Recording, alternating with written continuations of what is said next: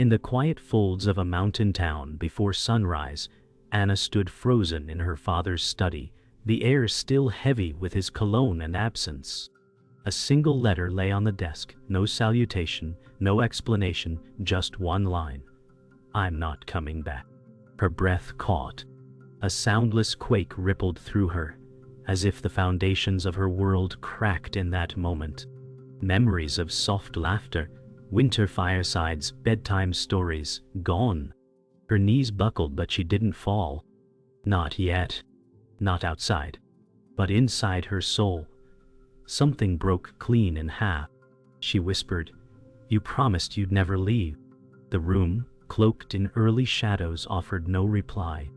Only the hum of silence, heavy and endless. A framed photo of them smiled from the shelf. "And lies." She reached for it, paused. Couldn't. Wouldn't. Her hands curled into fists. From this fracture, something ancient stirred within her. Loss had carved its name into her chest, and with it, a strange, quiet invitation to descend inward into stillness, to face the storm not around her, but within. 3 days later, Anna sat beneath a pine tree at the edge of the town's ancient forest. The air was thick with damp moss and the sound of distant river rush. Her body felt foreign, her breath shallow. Grief had no shape, only weight. In her lap, the letter again. Folded, unfolded. Read, unread. Her eyes moved, but she saw nothing. The wind whispered through the needles above, like a lullaby she once knew but forgot. A child passed by the forest path, humming to herself, skipping. Anna's gaze followed her until the girl vanished behind a bend. A memory surged. Her own laughter, once bright, echoing in the same woods, her father lifting her onto his shoulders, spinning her into the air. She closed her eyes. Her breath caught. But this time, she exhaled. Slow, intentional, and for the first time in days, her chest softened, not healed, not whole, but willing to feel. That night, Anna sat on the hardwood floor of her apartment. The room smelled faintly of jasmine and old books. She lit a candle without knowing why. Maybe for warmth, maybe for memory. She stared into its flicker, eyes reflecting gold and longing. Grief had become a strange companion, no longer screaming, but whispering. A part of her wanted to forget him entirely.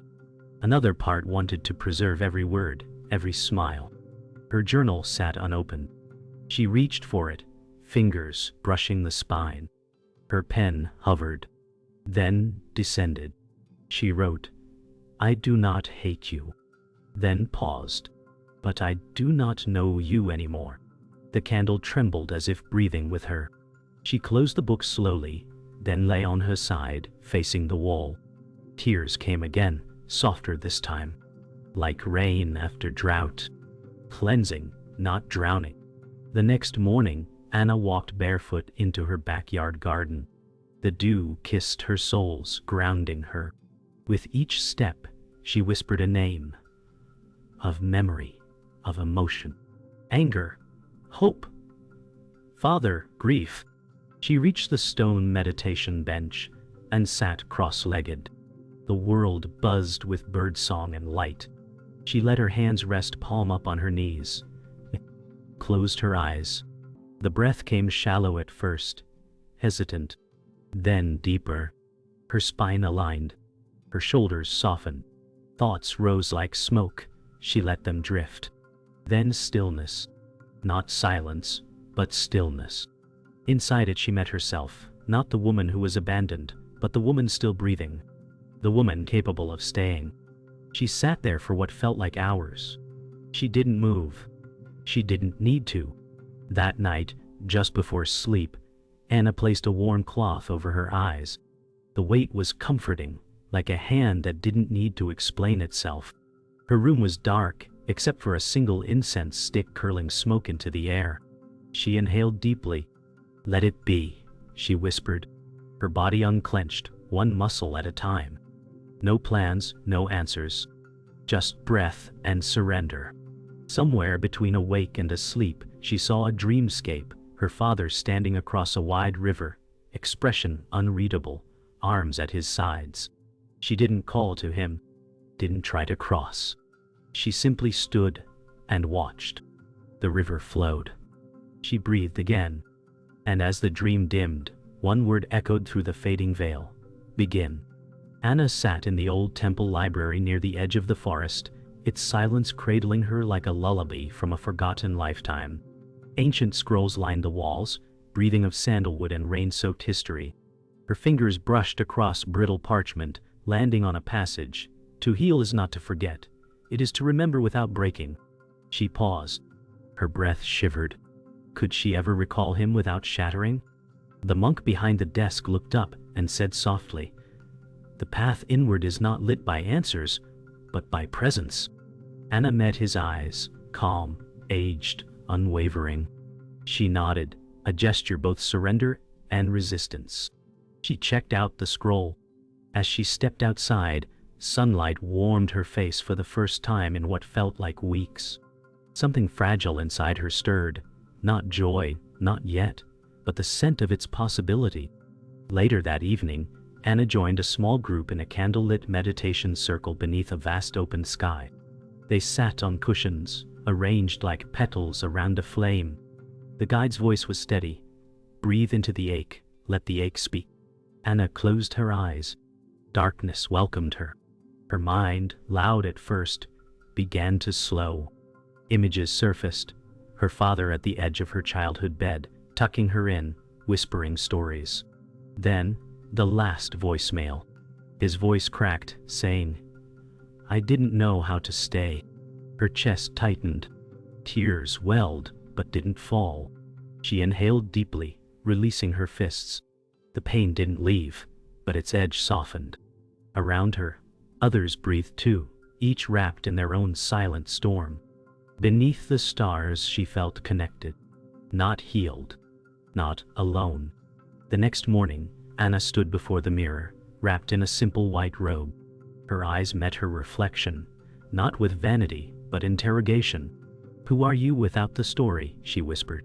She studied her face, the hollows beneath her eyes, the quiet strength in her jaw. Slowly, she began to brush her hair, each stroke a ritual, a reclaiming. In the stillness she saw the girl she was, eager, wide-eyed, and the woman she was becoming, scarred but sovereign. She pressed her palms together, bowed slightly, not to the mirror, but to herself, not to perfection, but to process. Then she dressed, slowly, reverently, not as armor, but as offering.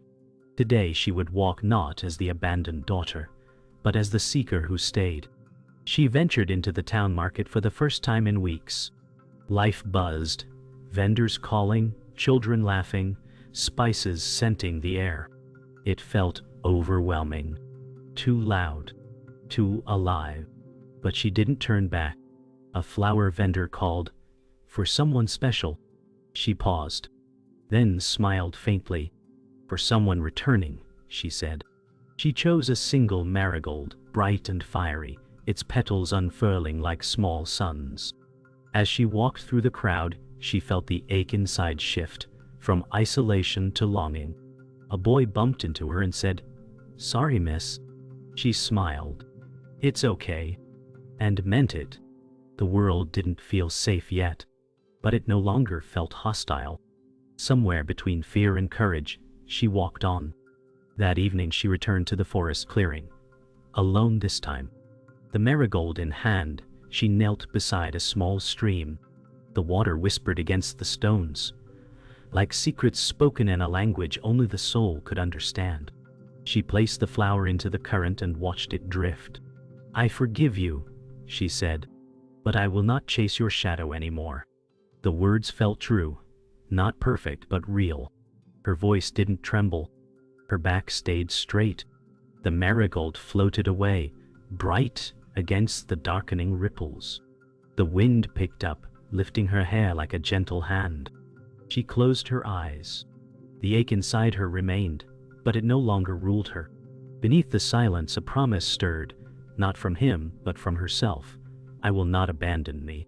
Rain fell hard that morning, hammering against the roof as if the sky itself was releasing what it had held too long.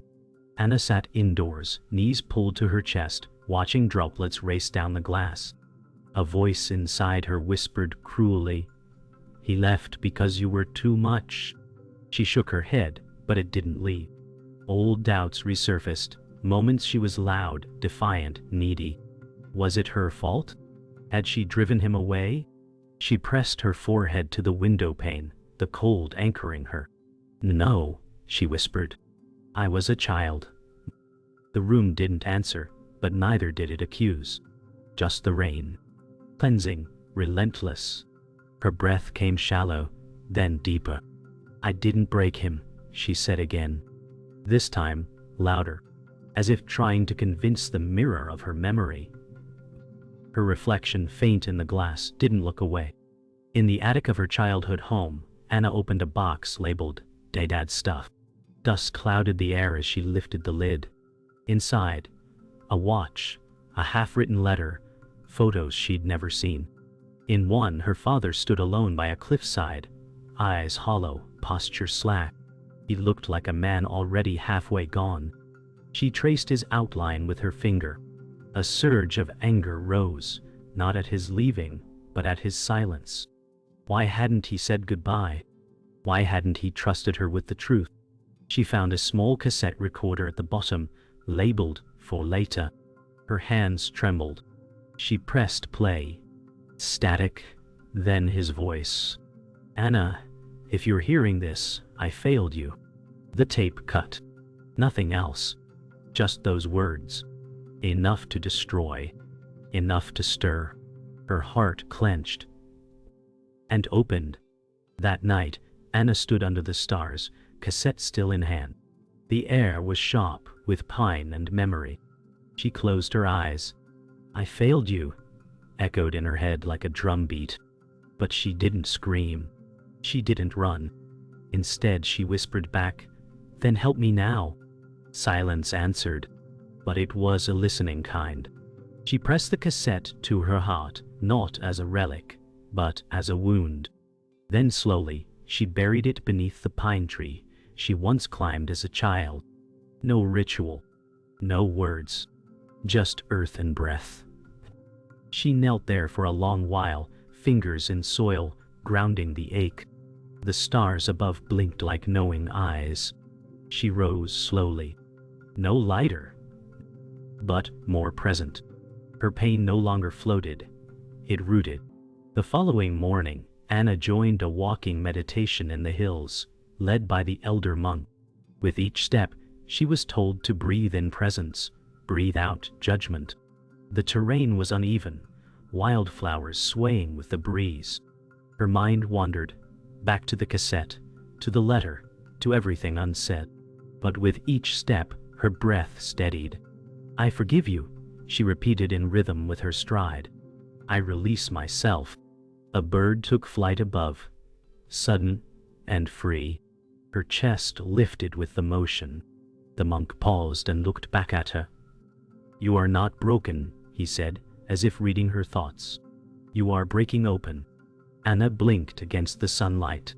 The words etched themselves into her skin like ink on still wet paper. Alone again at dusk, Anna returned to the small meditation altar she'd built in her room. A candle, a bowl of water, a stone from the river, each element placed with care. She sat before it, spine long, hands resting on knees. Her breath settled. She whispered, "I accept what I cannot change." Silence welcomed her. She lit the candle. Its flame danced, flickering like her courage. Her eyes softened, not with surrender, but with clarity. She wasn't healed. Not yet. But she was willing to feel, to hurt, to begin again. The stone pulsed warmth from her palm. The flame reflected in her eyes. She didn't cry this time. She didn't need to. The war within hadn't ended. But a truce had been called. The envelope was left on her doorstep, yellowed at the edges, no return address. Anna hesitated before opening it. Inside, another letter, this one in a different hand, her mother's. Her heart stuttered. The letter spoke in whispers across time. He didn't abandon you. He left because he was dying. She sank onto the floor, breath caught between disbelief and recognition. The words spilled on. He didn't want you to watch him fade. He chose distance over despair. Anna read the letter twice, then again. Her body trembled, but her mind surged with clarity. All this time she thought it was rejection. But it was protection. Misguided, yes, but rooted in love. The ache changed shape, from wound to scar. She held the letter to her chest and for the first time whispered, not, "Why, but I see you." That afternoon, Anna visited the town cemetery. She found his name etched into stone she never knew existed. Michael Wren, Father. Mdio. Beloved. 1961-2020. Her knees buckled gently, but she did not fall. She knelt, tracing the letters with trembling fingers. "You were already leaving," she whispered, "and I was blaming ghosts." Her chest ached, but it wasn't the sharp stab of abandonment anymore. It was the dull weighted grief of understanding. She placed the marigold, another, at the base of the headstone. "I would have stayed," she said softly, "but I understand why you didn't let me." The wind moved through the trees like breath. The silence wasn't empty. It was full. Later, she wandered through the woods behind the cemetery, heart heavy but no longer shattered. The leaves glowed in copper and gold. She remembered him teaching her how to skip stones across the creek. That memory surfaced, not as pain, but as presence. Her lips curled faintly. "I forgot this," she murmured. And then, "Thank you." A hawk cried overhead. She stopped, looking up, hand to heart. "You gave me more than I knew," she said aloud. And somehow, it felt like he heard. The trees swayed as if nodding in agreement. The silence now was full of echoes, full of witness. She pressed her palm to the bark of an old pine and closed her eyes. In her stillness there was reunion. Back home, Anna opened a blank page in her journal. She didn't hesitate this time. Her hand moved freely. "You left, but you never stopped loving me." She paused, then wrote, "And I never stopped needing you, but I found me instead." The words were not bitter. They were real. Her hand shook only slightly. She filled 3 pages, memories, confessions, forgiveness, not to send, but to speak aloud, to let them live in the world beyond her body. When she finished, she closed the journal slowly and placed it on her altar. This was her offering now, not to him, but to her own becoming. She lit a single stick of incense, and as it burned, she whispered, "Thank you for letting me break, so I could rebuild." That evening, Anna walked to the cliffside where her father had once been photographed alone. The sky burned with sunset, fiery reds melting into indigo. She stood at the edge, wind tangling her hair. In her hand, the old photo she found in the attic. She held it up, aligning it with the horizon. The same view, but not the same woman. She wasn't looking for answers anymore, only stillness. "Goodbye," she said, not in sadness but in reverence. She released the photo and it drifted into the wind, dancing like ash, weightless. Her hands came together at her heart, her breath steady. This cliff, once a symbol of his leaving, had become the ground of her arrival. Anna sat cross-legged in the temple's inner sanctum. No candles, no altar, just stone and breath. Monk guided her gently. "Face the one who still holds your power." Her mind flinched. Darkness surged. And then, she saw herself, a younger version, 7 years old, crying into her pillow, waiting for footsteps that never came. The image gutted her. The child looked up and whispered, "Why didn't he stay?" Anna reached out, tears falling freely now. "I don't know," she said. "But I stayed. I'm here." The child blinked, then smiled, faint but real. Anna's breath deepened. For the first time, She didn't just mourn the girl she was. She embraced her. She held her. And in doing so, something within clicked. Not a repair, a rebirth. That night, a storm rolled through the valley. Anna stood outside beneath the downpour, arms wide open, hair plastered to her face. Thunder cracked like a voice from deep within. She screamed, not in pain but in power. Her voice tore through the rain, raw and unrestrained. I am still here. The trees shuddered in response. Her feet grounded in the mud, her body trembling with release. No more silence. No more shrinking. She wasn't seeking peace and quietness anymore. She was finding it in expression, in fury, in the flood. The rain didn't cleanse her. It crowned her. She laughed, wept, howled. A storm inside met a storm outside. And for the first time, they danced. After the storm, Anna returned indoors, body soaked, spirit stirred. She stared at herself in the mirror again. Same eyes, different gaze. She stripped off the wet clothes, dried herself slowly, deliberately. She stood bare before herself, not ashamed, not proud, just seen. You survived, she whispered. Then, you became. Her scars were still there, on skin, on soul, but they no longer told the whole story. She lit a candle. The flame caught instantly. No flicker, no doubt, just fire. She met her own gaze and nodded once. This wasn't about becoming someone new. It was about finally returning, fully, to who she had always been beneath the A. At sunrise, she climbed the mountain trail, alone. No guide, no destination, just ascent. Her breath was heavy, her muscles ached, but she didn't stop. Each step was a declaration. I choose me. Mist curled around her legs. Birds called from unseen branches. The world felt alive again, not as a threat, but as a companion.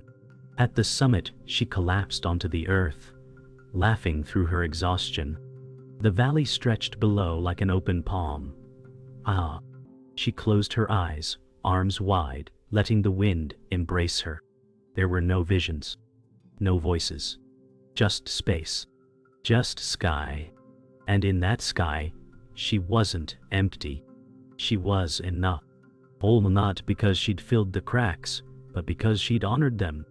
As twilight returned, Anna sat beneath a cherry blossom tree outside the temple. The petals fell slowly, like grace itself. She sipped warm tea, hands steady. No longing, no ache, just presence. A small child from the village approached, holding out a flower. This is for you, she said shyly. Anna smiled and accepted it. Thank you, she whispered. The child sat beside her, quiet and curious. They didn't speak much. They didn't need to. In that moment, Anna felt the arc of her journey fold inward. Grief had not been erased, but it had been cradled, honored, released. She looked to the sky, not for signs but for softness. I am my own peace, she thought. And it was true. Days passed. Anna tended to the temple garden with silent devotion. Her hands in soil, her breath steady. She no longer rushed the tasks. Each leaf plucked, each weed pulled was a meditation. The tomatoes had ripened. The lavender bloomed wide. A younger student asked, "How do you know when to harvest?" Anna looked at the sun, then at the earth. "When they're ready," she said, smiling softly. "Not before." The student nodded, but Anna felt the answer land inside herself more than it did in the air. She had rushed nothing. Her healing had come in seasons, not with urgency, but with surrender. And now, she too was ripening, not perfect, not finished, but present. That afternoon, she returned to the riverbank, the same place where she once let go of the marigold. Now the waters moved slower, gentler. Or perhaps it was she who had changed. She sat on the edge, toes in the current, watching light play across the surface. She didn't speak, didn't need to. The breeze ran through her hair like a hymn. Her reflection looked back with calm steadiness. The same woman, but different. The ache was still there, faint, quieter. A memory, not a wound. The current no longer carried away her grief. It carried her forward. She closed her eyes. Her heart beat slow and rhythmic. Not healed, not hurting, just here. Back inside the temple, Anna cleaned the meditation hall. Alone. Quiet. The scent of incense lingered from the morning practice. As she swept, she hummed a tune, something her father used to whistle while fixing things around the house. It came to her uninvited, yet welcome. She paused, leaning on the broom, smile tugging at her lips. The music didn't hurt. It held her gently, like a faded photograph in motion. She didn't cry. She simply kept humming. Healing hadn't erased the past. It had made room for it. She continued sweeping, the melody floating in the dust, twirling through sunlight beams. A song of memory, not mourning. At dusk, Anna climbed the temple bell tower, a place she'd never gone before. Each wooden step creaked like a drumbeat to presence. At the top, wind greeted her. Below, the village lights flickered on one by one. She took the rope in hand, waited, knelt, breathed, then pulled. The bell rang out, deep, clear, ancient. Its echo carried into the hills, into homes, into her. It wasn't a call for prayer. It was a declaration. I am here. I have stayed. She rang it once more. Then again. Not for him, not for others, but for herself. Each tone said what words could not. She stepped back, hand to heart, smiling through tears. Not of sadness, but awe. That night, Anna walked slowly through the lantern path behind the temple, each flame flickering like a heartbeat. Her steps were slow, barefoot, deliberate. She wasn't searching anymore. She was arriving with every step. The trees rustled softly, the stars blinked overhead, and her breath matched the rhythm of the earth. At the end of the path, she found a bench, sat, and simply listened. To the crickets, to the wind, to herself. There was no thunder, no revelation, just this quiet knowing. I am enough. She didn't need to forgive more, or feel less. She only needed to be. And she was. She closed her eyes, smiled, not because it was over, but because it had begun. Anna stood in the quiet of the inner temple garden just before dawn. The world held its breath. Not quite night, not yet morning, a sacred in-between. Dew sparkled on petals. The air was so still, she could hear the faintest wing beats of a moth near the lantern. She walked slowly between the stepping stones, each footfall a prayer. She touched the old pine tree, the same one she'd leaned on as a child, as a mourner, and now as herself. No more roles, no more reaching, just being. I am not the wound, she whispered. I am the witness. Her voice was steady, almost reverent. A bird called softly in the distance. She smiled. The world was beginning again. So was she. She lit one final candle inside the meditation hall. Not to remember, not to mourn, but simply to honor. The flame stood tall, still, centered, like her. Around her, the hall echoed with absence, yet it felt full. Not of people or words, but presence. She sat in silence, eyes open this time, watching the flame dance. Everything I sought, she thought, was always within reach. I just needed to stop chasing and start listening. Her breath was gentle. The silence was not hollow anymore. It was sacred. She didn't resist the quiet. She welcomed it. Let it wrap around her like a shawl. Let it remind her, the most powerful healing isn't loud, it's still.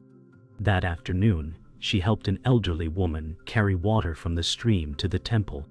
They didn't speak much, only exchanged nods and smiles. The simplicity of the act felt holy. The weight of the buckets didn't burden her, it balanced her. With each step, she felt her strength. Not muscle, but will, presence, gratitude. As they reached the steps, the woman said, "You walk like someone who's no longer looking." Anna blinked, surprised, then smiled. "Because I've finally found where I stand." They placed the water at the base of the altar.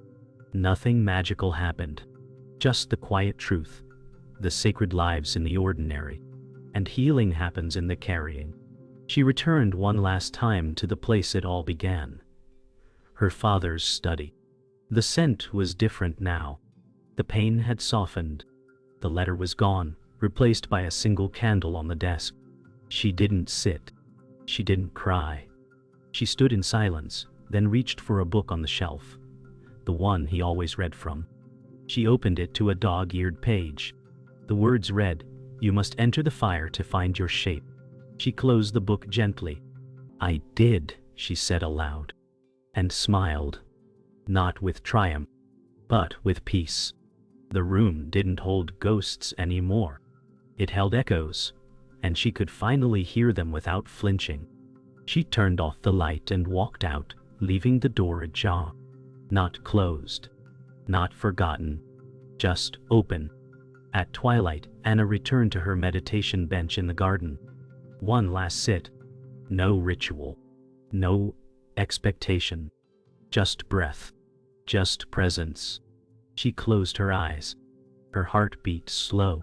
Her spirit still. And then, a single thought rose, unforced, unbidden. Nothing is missing. The wind passed gently over her skin. The birds quieted. Even the trees seemed to pause. A long silence held her like a cradle.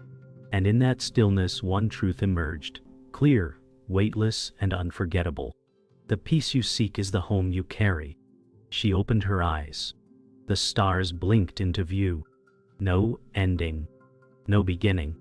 Just this moment, full and enough.